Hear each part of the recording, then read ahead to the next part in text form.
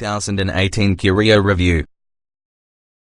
This redesigned Rio might be small, however it has a big attitude.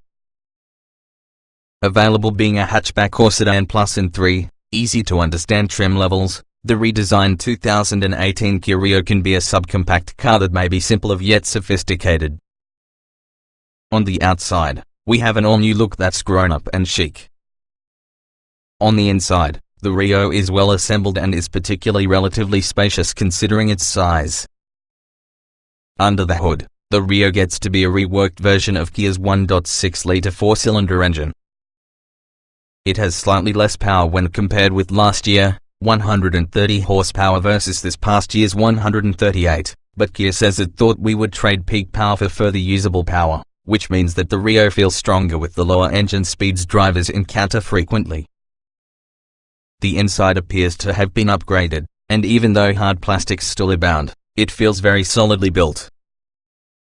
The redesigned dash and gauge cluster have the ability to look upscale too, so however the Rio is usually a budget-priced car, doesn't necessarily feel cheap. We think the inside presents itself much better than those of cars costing thousands more.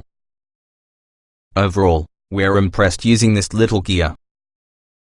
If you're looking for a subcompact sedan or hatchback, the 2018 Kia Rio is completely worth looking over. What's new? The 2018 Kia Rio is completely redesigned.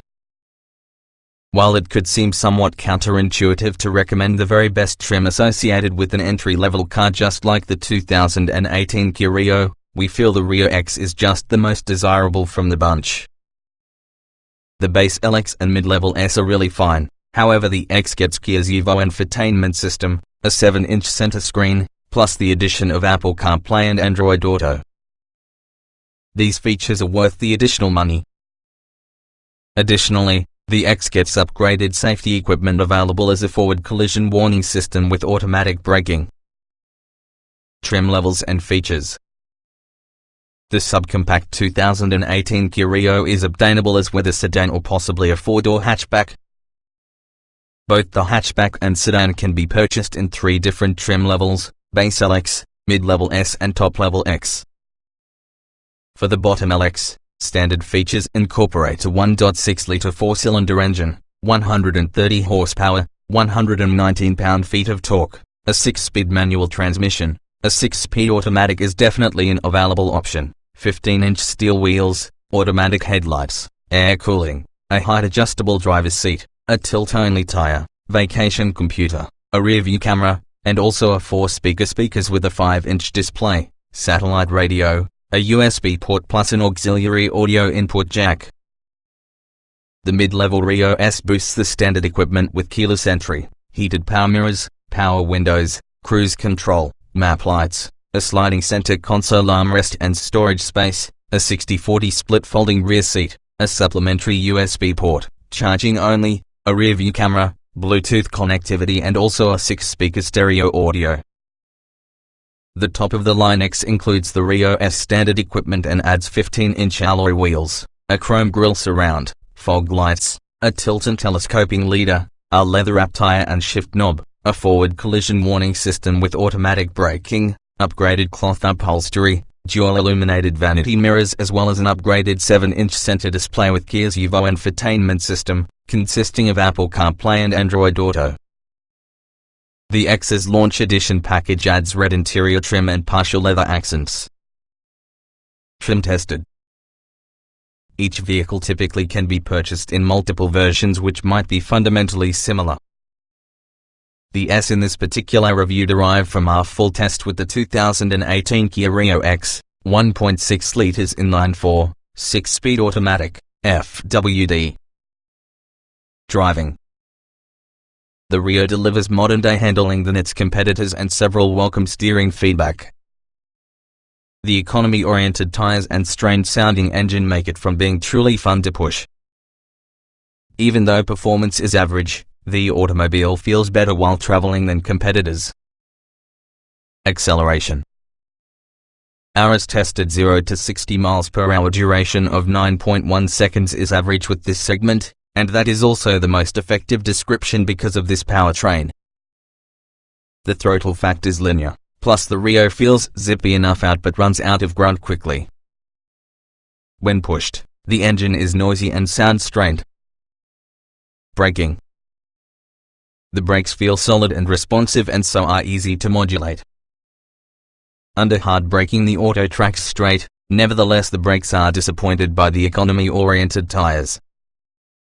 In our testing the Rio went from 60 to 0 miles per hour in 126 feet, which isn't harmful to the class, but it really feels like the Rio could improve. Steering.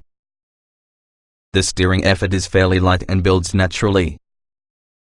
There's even some welcome feedback in the front wheels, which sets the Rio aside from most competitors.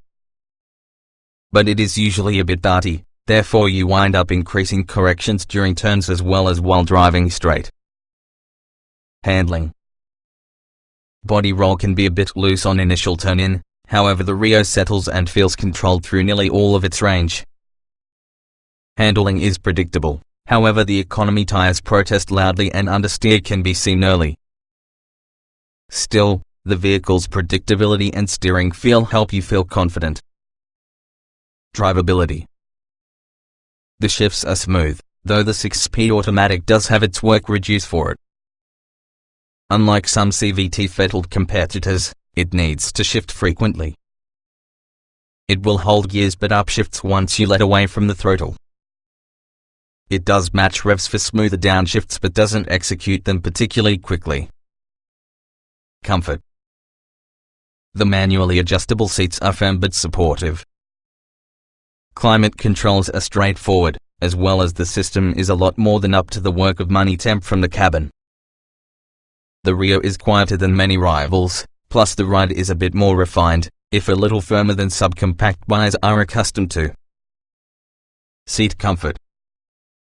The seats are firm but well-formed and supportive, by incorporating bolstering. The lack of lumbar adjustment helps to make the seat less comfortable on longer drives.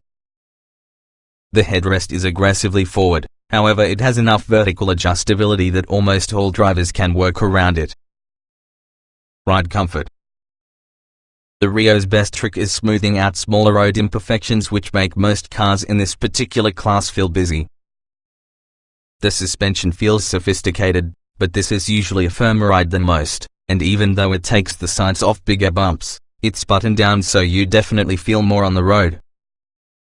Noise and vibration. Outside of engine noise, the Rio is pretty quiet out and about.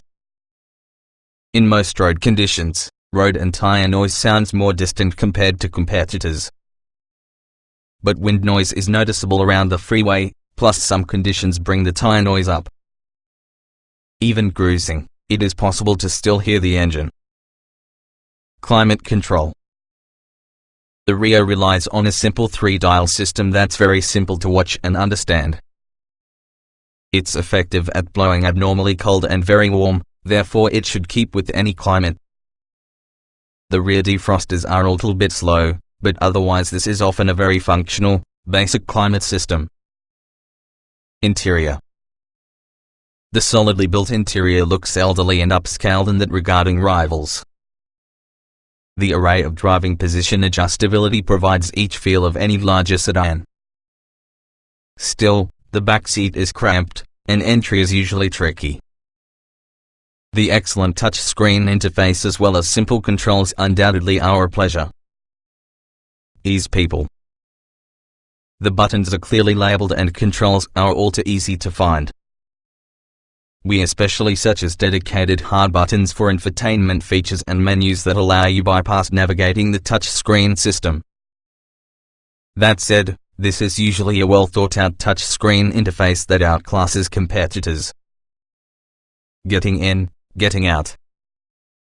The Rio's relatively low roof means you will need to duck a little bit even to get within the front. Limited rear seat head and near combined having a small rear door opening increase the risk for backseat require some contortion for adults. It's nearly impossible to get in tight spaces the spot that the door is not opened wide. Driving position. The Rio includes a lower, modern-day mid-size car seating position in comparison with the very upright position in the majority of subcompacts. There's a good amount of seat adjustment both forward and back along with height, and also the steering wheel telescopes quite far, which taller drivers will appreciate. Roominess. The front seat offers good head and knee room, also it feels pretty open.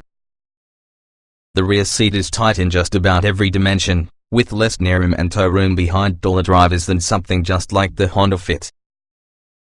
The headroom inside our sedan tester have also been limited. Visibility.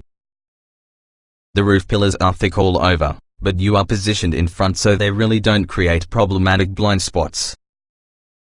The good side mirrors assistance with the side view. Rear visibility is pretty good, though the beefy rear roof pillars build a big blind spot whenever you're disregarding your shoulder. Quality.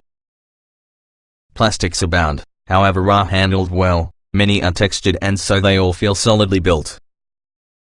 This isn't a hollow or tinny interior, and also the overall design causes it to look mature, especially because of this class. Utility. A decently sized trunk using a wide, flat floor and a lot of interior storage choices for small items make Kia a practical little car. It can't really touch the course-leading Honda Fit, however it is strengths lie elsewhere. Small item storage. Again, the Honda Fit is king with this category, however the Rio incorporates several cubbies inside the center console, a little armrest box, a good-sized glove box, and door pockets that could hold water bottles in both the leading and rear.